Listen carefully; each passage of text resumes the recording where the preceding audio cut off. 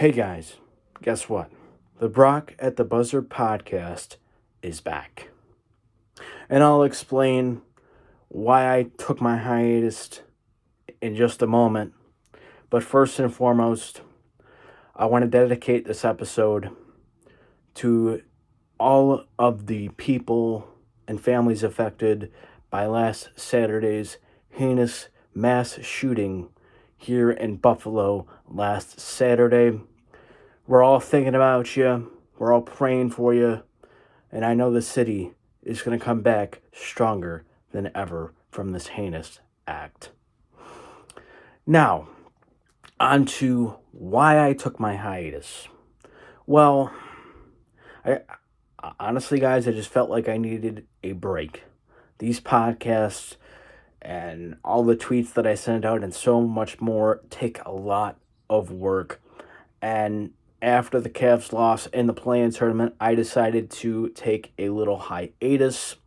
And in fact, in today's episode, we are not going to talk about basketball in any sense or anything like that. I actually want to talk or highlight another favorite team of mine, and that is, of course, in my second love, the sport of NASCAR. And in today's episode, we're talking about my favorite team as a whole, not driver, not any of that sort of thing, but my favorite race team in the NASCAR Cup Series, Trackhouse Racing. Before I get started on the episode as a whole, though, you can follow me on social media in a Linktree link that is down below in the description. You can also like the video, share the video, and subscribe. All of that would be much appreciated. In this episode, or the first part of this episode, we'll be talking about the origins of Trackhouse Racing. Trackhouse Entertainment Group was founded by former NASCAR Xfinity Series winner Justin Marks, headquartered in Nashville, Tennessee. A major part of the entertainment group, of course, is Trackhouse Racing. But the company has also dabbled in other sports such as the World of Outlaws Sprint Car Tour, the PGA Tour, and UFC. Trackhouse Racing was founded on October 7th, 2020, with the announcement that 2016 NASCAR Xfinity Series champion Daniel Suarez would drive for the team in 2021 in the number 99 Chevrolet with an alliance with Richard Childress Racing. Soon after this announcement, the team also named Armando Christian Perez, or better known as Pitbull, would join the team as a co-owner to give the team yet another face for incoming fans to latch onto. Another name came up that helped build Trackhouse. This gentleman was the former president of Dale Earnhardt Incorporated, or DEI, and his name is Ty Norris, who had successfully won at NASCAR's top level. He would also fulfill the same role at Trackhouse Racing. With all of these announcements, Justin Marks, continued to say that the team wanted to be, quote, disruptors, and or quote, disruptors from the norm, such as your Hendrick Motorsports, your Team Penske's, your Joe Gibbs Racings, and so on and so forth. And Trackhouse has done just that ever since. Building a championship contender. With the next-gen car launch soon approaching for 2022, Marks knew he had to secure charters and make a big move to show the industry of NASCAR that he was in it for the long haul. And what he did shocked everyone. Just to veer off from the topic just for a second, for those of you who do not know what a NASCAR charter is, here's my exact definition of exactly what a NASCAR charter is. A charter in NASCAR terms is an asset that locks teams into every points-paying race for the NASCAR Cup Series season. And if you finish in the top 30 in owner points, you keep the asset for the following season or seasons. I'm not sure what the contract, quote unquote, is for a charter, but I've heard teams that do not accomplish this goal, top 30 in owner points, for say 3 or 4 straight years, they could lose that asset, which is very vital for the current operation of a NASCAR Cup Series team. With Trackhouse doing a solid job in the early portion of 2021 as a new team, finishing races, finishing in top 20s, top 15s, with Suarez, Marks decided to give his old boss, Chip Ganassi, a call. In fact, Marks won that 2016 Xfinity Series race at Mid-Ohio for Chip Ganassi to see if he was selling his team, which includes charters that I just explained that go for nearly $10 million. I'll repeat that one more time. A charter for an NASCAR Cup Series team is $10 million. And he also inquired about cars, employees, haulers, and more. And on June 30th, 2021, Trackhouse officially purchased Chip Ganassi Racing for an unknown amount. The reason why I don't have that amount in my notes here is because it was never published, the exact amount of which the sale occurred, and I really don't believe that is anybody else's business to know, other than obviously the higher ups at Trackhouse Racing and Chip Ganassi Racing. So we're gonna just move on from that. Now, after this sale was made official, the question now became who was going to fill the second seat alongside Suarez. And shortly after the purchase of CGR, Chip Ganassi Racing, the team named Ross Chastain as its second driver in the number 1 Chevrolet for 2022, which in my opinion was a slam dunk due to the fact that Chastain was beginning to become a proven talent, and Marks knew he had untapped potential. The breakthrough. As of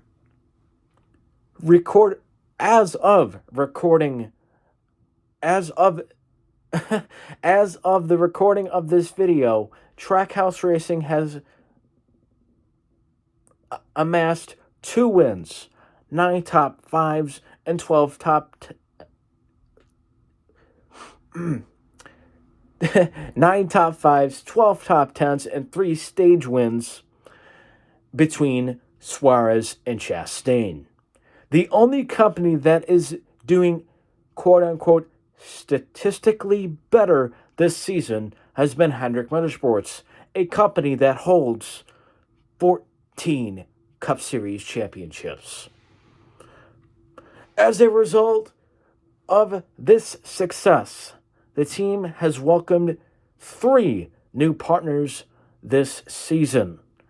Jockey, which obviously makes t-shirts, underwear, and other apparel. Worldwide Express Technology Group. They are obviously versed in the technology sphere, and also Hollerhead Whiskey and more, because maybe they welcome more this year. But Hollerhead whiskey is obviously Dana White's brand of whiskey, and I must attest, it is extremely good, especially with a few ice cubes and a little Coke to go along with it. Not Pepsi, Coca-Cola. Coca-Cola is also a partner with Trackhouse Racing. This has put them in position for this has put them, meaning the team, in a position that the team no longer has any quote or very few quotes open races left in 2022 or 2023. For those of you new to the sport of NASCAR, what is an open race? An quote-unquote open race is when the team does not have a primary or a scheduled primary sponsor for that event. I'll go even further. What is a primary sponsor? For those of you who dabbled in NASCAR and or motorsports, you obviously know who Danica Patrick, Dale Earnhardt Jr., Jeff Gordon, Jimmy Johnson is. Now, prime example. For the majority of his career, Jimmy Johnson had the primary sponsor of Lowe's, the blue car, the neon number 48. So legendary, right? Jeff Gordon, for the majority, if not all of his career, had the primary sponsor of DuPont. That is now Exalta. That they are still in the sport with William Byron, who drives for Rick Hendrick and Jeff Gordon at Hendrick Motorsports. Danica Patrick, primary sponsor. GoDaddy, the green, the black, the orange. That's all GoDaddy. That's a primary sponsor. Okay? Dale Jr., his Budweiser car, legendary scheme. His National Guard Chevy, his Mountain Dew Chevrolet. Those are all primary sponsors.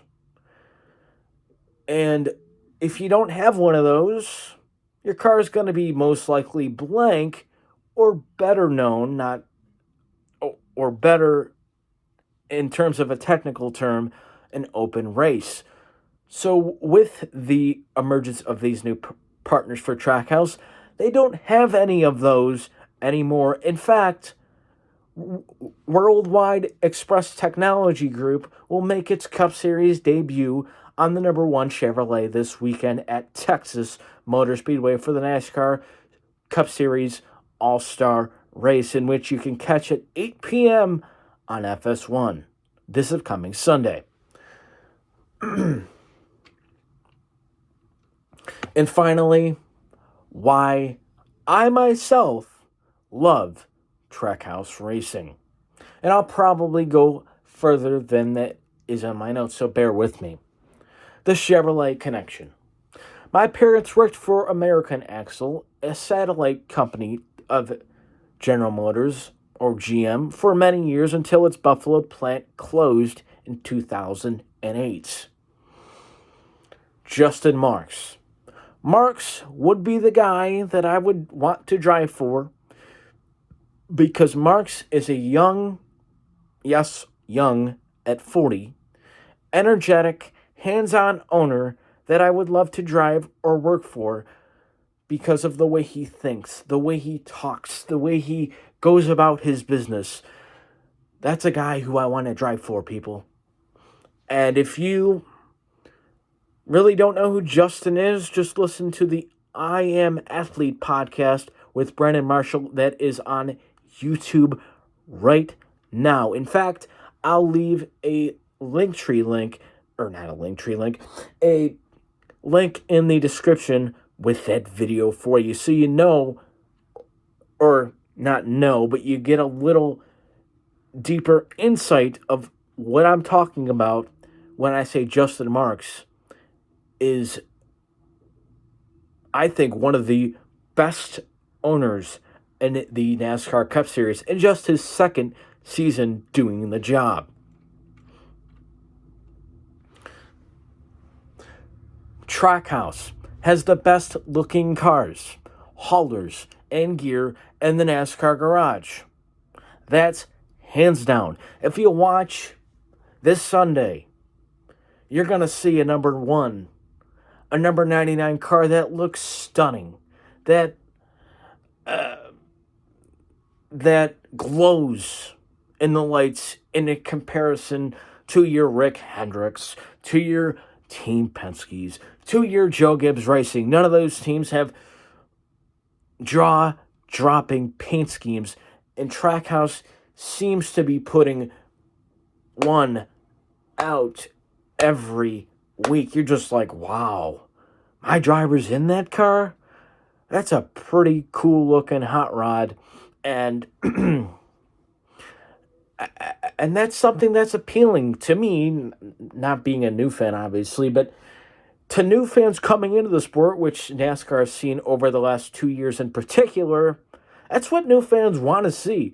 Ooh, who has the coolest car? Who's got the coolest haulers, in the garage for those fans who are wealthy enough to purchase I believe they're called hot passes. And the coolest cars, the coolest haulers, the coolest gear, which they're coming out with, according to their owner, Justin Mars, very soon, so be on the lookout for that, is just cool. Black and blue. Who doesn't love that color scheme? Who doesn't love it? I do. It's all I wear. Navy, blue, and black. That's pretty much all I wear personally. And can you go wrong with that color scheme? Absolutely not, because it matches with absolutely everything. Okay? But another reason, the results speak for themselves. Speak for themselves. I've already listed them off. Don't need to list them off again. And I cannot wait to see what the rest of the season holds and the years ahead. And who is my driver out of those two that I mentioned? It is Ross Chastain. Why? Chastain is a hard-nosed racer who came from humble beginnings, who's earned his way to NASCAR's top level, and he's got one of the best teams in the sport. Chastain is, I believe, a 13th generation watermelon farmer. Yes, you heard that correctly. A damn watermelon farmer. Well, you might be asking yourself, how does a guy from deep in Florida, a watermelon farmer, become a NASCAR championship contender? Because you work at it. You drive for your, I can't think of any other word, shitty teams not shitty teams, but you know what I'm trying to say. You're not winning on a weekly basis, but you're taking a crappy car that should run 15th and finishing 11th with it. That's exactly what Ross did, okay? And then Ross decided to go to Nice Motorsports and to compete for a NASCAR, or should I say before that, the people at Chip Ganassi Racing, weird, saw this talent in Chastain and decided, let's put him in the car for 3 races and see what he does. And he won a race with Chip Ganassi Racing in just his second start with the team. As a result, that led to a full-time Truck Series ride with a developing organization, Nice Motorsports, who he still currently races with today. You can catch that race if you want to see Ross race in a truck on Friday night from Texas. I believe it's an 8:30 p.m. green flag. But that's here nor there. But in that season, he decided to declare points to the NASCAR Gander Outdoors Truck Series. And he won 3 races that year, made it to the championship 4. The year after that, no good Cup ride came along, so Chastain decided to go to a better Xfinity Series situation, which he did with Colleague Racing. Unfortunately, he did not win a race that year, but Chastain was one of the most, if not the most consistent in that series that season. I believe we're at 2019 now. And obviously, the pandemic happened, and he started to run all three series. I think he had some crazy streak going where it was like 21 straight races in a row during the pandemic, no less, for Chastain, whether it be in the NASCAR Camping or Contender Outdoors Truck Series, the NASCAR Xfinity Series, and the NASCAR Cup Series. But finally, at the tail end of 2020, Chip Ganassi gave Chastain a call and said, hey, do you want to go full-time Cup racing? And of course he said yes, because he felt ready, because he had seasoning down in lower series. And now, obviously, everybody thought Chastain was out of a ride when Ganassi sold his operation, because Kurt Busch, who now drives for 2311 Racing, owned by Michael Jordan or Denny Hamlin, who in fact just won this past Sunday at Kansas Speedway. Everybody thought, Justin Marks is going to choose Kurt Busch, blah, blah, blah, blah, blah. But no, he did not. He chose Ross Chastain. Why? Because, as I said earlier, he had unproven potential. They're friends. And he knew, somehow, some way, he could attract sponsorship with Chastain behind the wheel. And all of those things have now come to fruition. And now Chastain is the championship favorite in the NASCAR Cup Series, with a team in just its second full-time Cup Series season. But that'll be all for today's episode. I hope you all enjoyed. I know I went on a little rant about Ross Chastain, but I felt like I needed to, just to tell you his story as well. And also, you'll be seeing a lot more of these posts when it comes to Trackhouse Racing, NASCAR as a whole. The NBA Finals is obviously coming up, so I'll have you covered on that. But again,